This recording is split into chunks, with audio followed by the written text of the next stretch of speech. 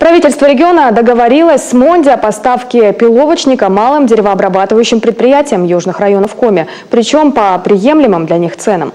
Однако продавать сырье на льготных условиях лесной гигант готов только в том случае, если предприятия будут использовать древесину для переработки на своих пилорамах, то есть не перепродавать. Детали сотрудничества стороны обсудили на специальном совещании в Сысольском районе. Таисия Шляхтина о проблемах и уступках. Продажа пиловочника по согласованным ценам и объемам от Монди – это новая мера поддержки местного бизнеса в отдельно взятых районах. Напомним, в начале года предприниматели в один голос заявляли на встречах с вице-премьером Коми Константином Рамадановым. Не хватает сырья, пилорамы простаивают, хотя могли бы работать круглый год. Участки, которые им выделяют, настолько далеки от дорог, что делают переработку леса невыгодной. А удобные с точки зрения заготовки территории давно в чьей-либо аренде. У меня налоговая такая, доход минус расход. То есть мне надо показывать расходы свои. Я не могу покупать пиловочник без документов.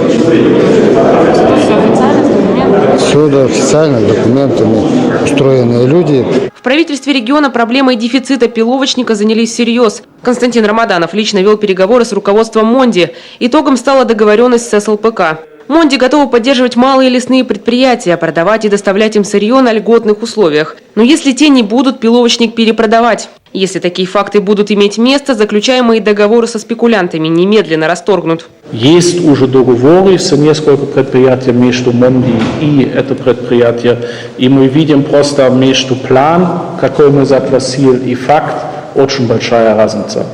Я понимаю, это всегда там аргументы есть, может быть, один не нравится эта цена, может быть, другой, он уже сейчас не занимает посольство, я понимаю это. Но если мы уже сегодня хотим обсудить там конкретные объемы и цены, потом должен быть для компании Монди в полностью понятная ситуация. Сегодня в белом списке Монди 19 предприятий из Сысольского, Прилузского и Кайгородского районов. В настоящее время большинство уже вышло на прямые договоры по поставке сырья. Остальным ничего не остается, как сделать то же самое или остаться без леса. Всегда не хватает понимания между там клиентов, между там предприятия и между тоже Монди.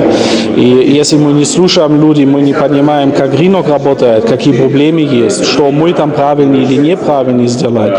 И я думаю, даже это совещание сегодня будет свой эффект. Диалог получился все же непростой, все потому, что сфера явно запущена на муниципальном уровне. Местные власти в проблемную ситуацию почти не вмешиваются, а в итоге страдает налоговая база, говорят в Монди. Лесной гигант готов в культурном русле предложить стабильный объем и цену, но только если и малые партнеры будут соблюдать принятые договоренности. В условиях выживаемости это трудно, так как всегда будет соблазн. Но может лучше, если все будут друг друга контролировать. По крайней мере, к этому и призывает крупнейший арендатор леса. Таисия Шляхтина, Владимир Шишкунас, телеканал Юрган, Сысольский район.